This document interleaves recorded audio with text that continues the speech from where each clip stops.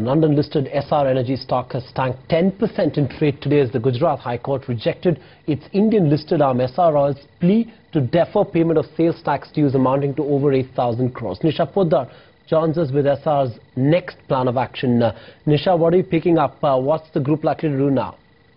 Sandeep, Essar has made it clear that they are going to explore more legal options and are going to appeal to the Supreme Court against this. Now, remember, the contentious issue here is that the deferment of tax payment or the sales tax payment of over 8,000 crore rupees, for which Essar had put a plea in front of the Gujarat High Court to give them more time to repay this amount to the state of Gujarat, has been rejected by the Gujarat High Court, and this is a big setback for Essar Oil.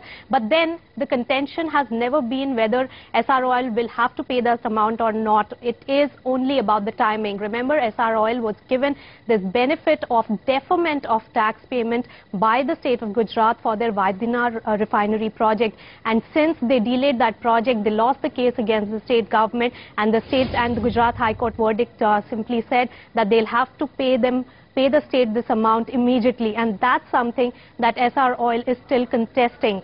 But it is a huge amount, and Essar Oil is making all the efforts to speak to its lenders to raise over $1 billion. Essar Energy, the parent company of Essar Oil, has also set aside over $1 billion and has faced losses of over $1 billion in the results that were announced today on account of this. So Supreme Court is the next stop for Essar.